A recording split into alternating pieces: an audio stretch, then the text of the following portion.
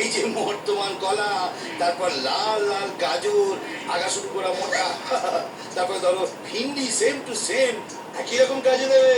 তোমার কলা, হ্যাঁ তোমার ভিন্ডি, হ্যাঁ, গুষ্টি গুষ্টি মানে এই রে পুষ্টি হতো। কোথায় একটা সোনার নেকলেস আনবে, একটা হাতের বালা আনবে, কানে দুল আনবে, তা না? মাধু মাধু, তোমার তো আলমারি ভর্তি হয় না। আমার কষ্ট করে রোজগার করা সব কালো টাকা ওই শালা স্যাকরা নিয়ে চলে গেল। ও আমার কালো টাকার মালিক রে। আমার ড্যাডু দুবাই থেকে সব পাঠিয়েছে। তুমি আমাকে শেষ কবে গয়না কিনে দিয়েছিলে বলো তো? কি হলো কি?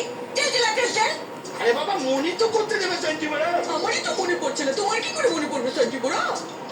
ভেবেছিলাম ফাস্টিং এ আছি, উপসে আছি, তোমার সঙ্গে ঝগড়া করে নিজের এনার্জি লুজিং করবো না। কিন্তু তুমি তা হতে দেবে না, তুমি তা হতে দেবে না। এই, কে কোথায় আছিস? আমার আমগুলো কোথায় রে? আমার আমগুলো কোথায়? পুরো পেঁপে দিয়ে চেপে দেবো। আমার হাতে কিন্তু বধূ হত্যা লেখা আছে। মেপে দিয়ে চেপে দেবো। আমার হাতে স্বামী টর্চারিং লেখা আছে। তবে রে, তুমি আমার আম কেড়ে নিলে। কেড়ে নিল সেন্টিমেন্ট। আমার আম ফেরত দাও, আমার আম ফেরত দাও বলছি। ফেরত দাও বলছি আমার আম। তুমি ফেরত দাও। আমি তো ড্যাডিকে ফোন করবো বলে দিলাম। কথায় কথায় পুরো আপনাটাকে ফোন করে দিয়েছে। কি বললে তুমি আমার ড্যাডিকে?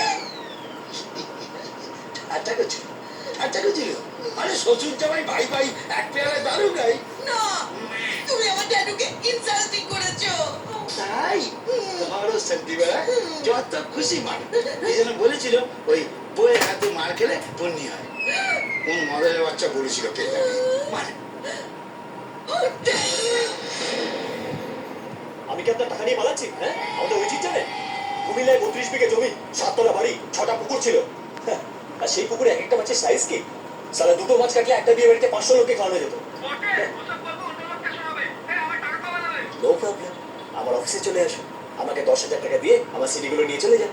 সিডি বিক্রি করে টাকা তুলে নেবেন।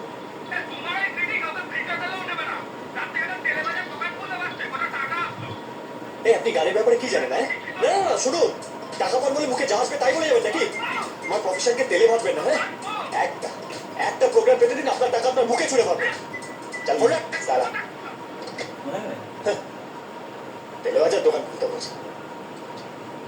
বাবা, আর কত তোমায় ডাকতে হবে? ভেবেছিলাম তারকেশ্বরে গিয়ে তোমার মাথায় জল ঢাললে তোমার মাথাটা একটু ঠান্ডা হবে, আমার উপর রাগটা একটু কমবে। তো কলছি জল ঢাললাম, রাত তোমার যায়নি, আর ভালো লাগছে না। তোর পাওনা দাদা নয় তো? তোরই।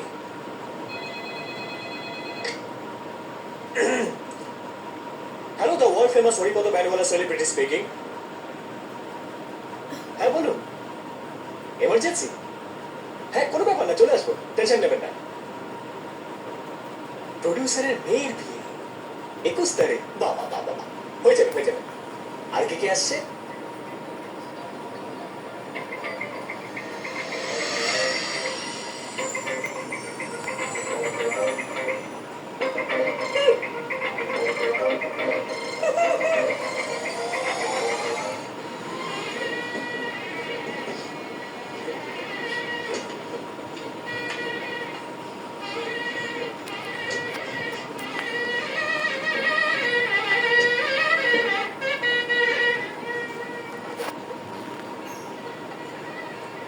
মা, এ তো বিয়ে বাড়ি বলে মনে হচ্ছে না।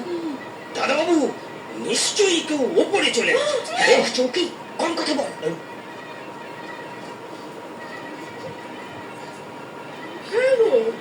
ব্যাপারটা তোমার তো ভালো ঠেকছে না। নিশ্চয়ই তোমার বন্ধুর কিছু একটা হয়েছে। চরণ দাসের তো হাঁটুর রোগ ছিল, কপাল বুকের রোগ তো ছিল না। ওই তো গিরিধারী। আরে গিরিধারী, কি ব্যাপার গিরিধারী? আরে আজ বিজয়ের বিয়ে, এরা সব ফোপাচ্ছে, সাঙাইগুলো পোকাচ্ছে, তুই কাঁদছিস, কপাল ব্যাপারটা কি? কে গেল দাদু?